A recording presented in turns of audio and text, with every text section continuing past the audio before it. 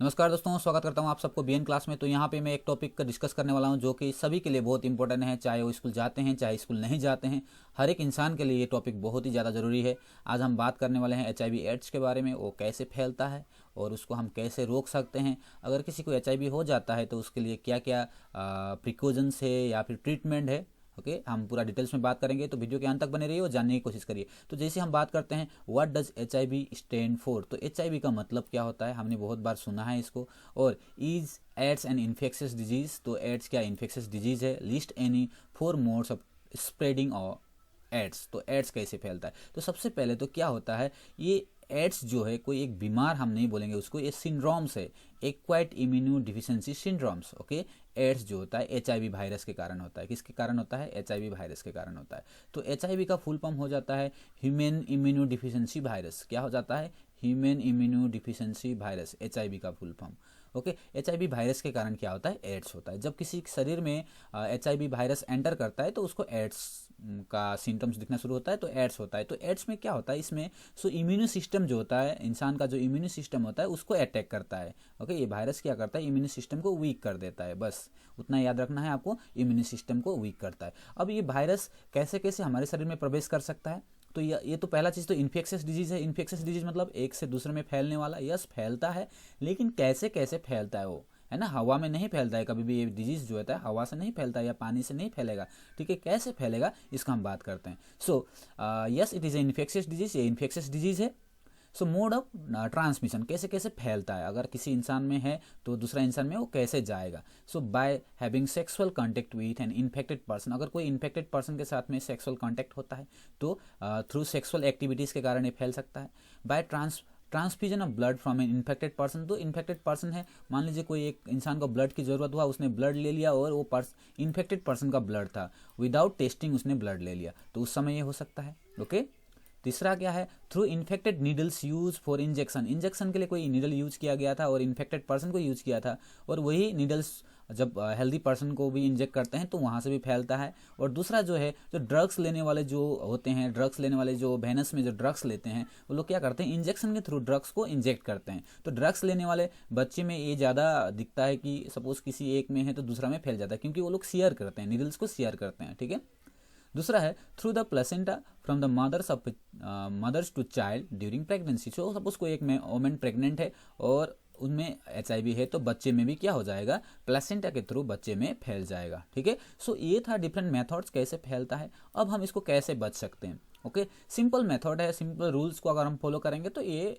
Disease है कभी भी हमारे शरीर के अंदर में नहीं आएगा। सो क्या क्या चीज़ है, यहाँ दिया है expand AIDS list any 4 method of prevention. तो एड्स का फुल फॉर्म बताना है और कोई मेथड बताना है कि प्रिवेंट करने का। तो क्या है, एड्स का फुल फॉर्म क्या है? Acquired immuno deficiency syndrome. तो इम्यूनो सिस्टम में अटैक करता है, इसलिए एक्वायर्ड है। एक्वायर्ड मतलब हम जब किसी से लेके आते हैं तो एक्वायर्ड हो जाता है। Okay, acquired immuno deficiency syndrome. तो सिंड्रोम मतलब जब बहुत सारा सिम्टम्स एक साथ में आ जाता है उसको हम सिंड्रोम बोलते हैं। ठीक है, तो क्या क्या मेथड है जिसको हम इसको प्रिवेंट कर सकते हैं। पहला वाला है use physical barriers. Physical barrier को यूज करेंगे during the sexual activities, physical barrier use करना है। दूसरा क्या है, about sharing of needles. Needle sharing जो होता है, जैसे मैंने बोला अभी, जो वेनस में ड्रग्स लेने वाले जो बहुत सारे लोग होते हैं, सो क्या करते हैं, एक नीडल से और बहुत लोग उसी नीडल से ड्रग्स ले रहे हैं। ठीक है, सो अगर किसी में, उसके अंदर में किसी में एक में HIV वायरस होगा तो दूसरा में भी फैल जाएगा, तो इसको अवॉइड करना है। इसको शेयरिंग नीडल कभी शेयर नहीं करना चाहिए। ठीक है, देन टेस्ट ब्लड फॉर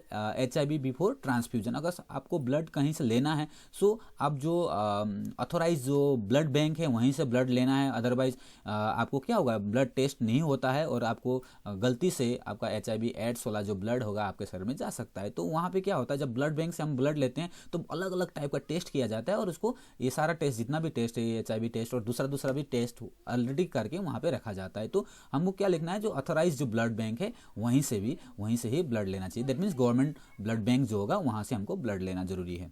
ठीक है, जहाँ तहाँ से ब्लड नहीं लेंगे। दूसरा है avoid sexual activity contact with unknown person. Unknown person के साथ में एक्टिविटीज, सेक्सुअल एक्टिविटीज नहीं होना चाहिए। ठीक है, ये इतना आपको सावधान रखना है। ठीक है, कैसे फैलता है मैंने बताया। ओके, ये 4 रीजन है और कैसे हम क्या क्या उसको क्या करते हैं, प्रिकॉशंस ले सकते हैं। ठीक है, क्या क्या प्रिकॉशंस ले सकते हैं। तो अब देखिए, ये जो है वो एड्स डे जो होता है 1 दिसंबर को सेलिब्रेट किया जाता है। 1 दिसंबर ओके, एवरी ईयर 1 दिसंबर वर्ल्ड एड्स डे होता है। क्यों होता है? ये अवेयरनेस क्रिएट करने के लिए। तो यहाँ पे आते हैं इस पॉइंट में, world AIDS day designated on 1 December every year since 1988 से ही इसको सेलिब्रेट करना शुरू किया। Is an international day dedicated to raising awareness of AIDS pandemic. AIDS pandemic कोई अवेयरनेस क्रिएट करने के लिए, लोगों में ये जागरूक लाने के लिए ये मनाना शुरू किया गया। ठीक है, उसके बाद आपको एक डाटा दिखाऊं। देखिए, बहुत सारे लोग क्या होते हैं, इसके बारे में नहीं जानते हैं और डायग्नोसिस नहीं कराते हैं, टेस्ट नहीं कराते हैं और पता नहीं चलता है, और जिसके कारण उनको जान गंवाना पड़ता है। इन 2018, अगर 18 का डाटा देखेंगे, वर्ल्ड वाइज डाटा बोल रहा हूँ, ओके, वर्ल्ड वाइड डाटा आप इस काउंट करिए, कितना है? 7,70,000 इतना पीपल्स डाइड हुए due to the HIV AIDS illness, है ना। एड्स से ही इतना लोग का डेथ हुआ 2018 का। ये रफ डाटा है, ओके, वर्ल्ड का डाटा बता रहा हूँ मैं, वर्ल्ड में इतना ऐसा हुआ। उसके बाद देखिए, जब सोचते हैं कि अब हम इसको कैसे क्या बोलते हैं, अगर किसी को हो जाता है तो हमको उसमें इतना ज़्यादा घबराने की जरूरत नहीं होती। This has resulted in the highly effective HIV treatment region. अगर हम 1996 का बात करेंगे, अगर कोई एक 20 ईयर्स के ओल्ड इंसान को हो जाता था तो वो 39 ईयर्स में उसका डेथ हो जाता था। लेकिन अभी ऐसा नहीं है। 2011 के बाद जो डाटा था ड्रास्टिकली चेंज हो गया। देखिए, नॉर्मल इंसान की तरह वो लोग भी जी सकते हैं आराम से, कोई प्रॉब्लम नहीं है। Okay, in 2011 the total life expectancy bumped up to about 70 years. तो 70 ईयर्स तक पहुंच गया। दैट मीन्स नॉर्मल इंसान भी इतना नहीं जीता होगा, वो लोग इतना आसानी से जी सकते हैं। ठीक है, कोई वो नहीं है। बस आपको क्या करना है, एक चीज़ है, इसका कोई क्योर नहीं है अभी तक, कोई क्योर करने वाला मतलब 100% उसको ठीक करने वाला नहीं है। लेकिन आपको क्या करना होगा, उसके लिए जो कंट्रोल वाला मेडिसिन है, मेडिसिन को लेते रहना है, ट्रीटमेंट को। Okay, prevention, okay, prevention is better than cure. तो इसलिए बोला गया है ना, prevention is better than cure. तो 100% नो क्योर, कोई क्योर नहीं है। लेकिन इसका अब जो मेडिसिन आपको दिया जाएगा, उस मेडिसिन से क्या होगा, जो वायरस का रिप्लिकेशन जो होता है, वायरस का रिप्लिकेशन मतलब सपोज मान लीजिए एक वायरस था, उससे 2 हो जाएगा, 2 से 4 जो होता है, इस तरह से बढ़ते बढ़ते रिप्लिकेट जो होता रहता है, वो को स्टॉप कर देगा। वो मेडिसिन जो होगा वायरस के रिप्लिकेशन को स्टॉप कर देगा। स्टॉप कर देगा तो फिर आपका बॉडी रिकवर करना शुरू करेगा और अच्छा हो जाएगा। ठीक है, सो आप याद रखेंगे, इसका ओनली क्योर नहीं है। आपको उसमें ट्रीट कर सकते हैं, ट्रीटमेंट के लिए कुछ मेडिसिन दिया जाएगा, और ट्रीटमेंट क्या करता है, वायरस के पाथवे को ब्लॉक कर देता है, जिसके कारण रिप्लिकेशन नहीं होगा and slow down the disease progression. Disease का जो प्रोग्रेशन था, जो बीमार हो रहा था, उसको धीरे धीरे करके स्लो डाउन कर देगा और अच्छा रिकवर उसमें दिखने को शुरू करेगा। और आपको क्या जानने की जरूरत है, ये देखिए, अभी का लाइफ एक्सपेक्टेंसी क्या है, अप टू 70 ईयर्स तक, और उससे ज़्यादा भी वो जी सकते हैं। नॉर्मल इंसान ही उतना नहीं जीता है। तो आप देखिए, इसमें कोई घबराने की जरूरत नहीं। लेकिन जो टर्म्स एंड कंडीशन मैंने जो बताया, टर्म्स एंड कंडीशन कैसे फैलता है, हम क्या क्या प्रिकॉशंस लेते हैं, उसके बारे में और लोगों को अवेयरनेस होना जरूरी है।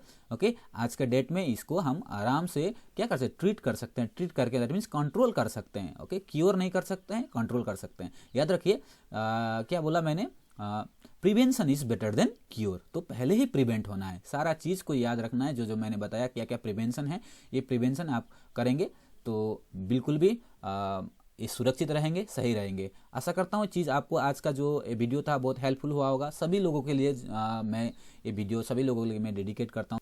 सभी लोग को जानना जरूरी है और सभी लोग को इसके बारे में नॉलेज होना जरूरी है। अभी के लिए इतना ही। Thank you for watching. God bless you.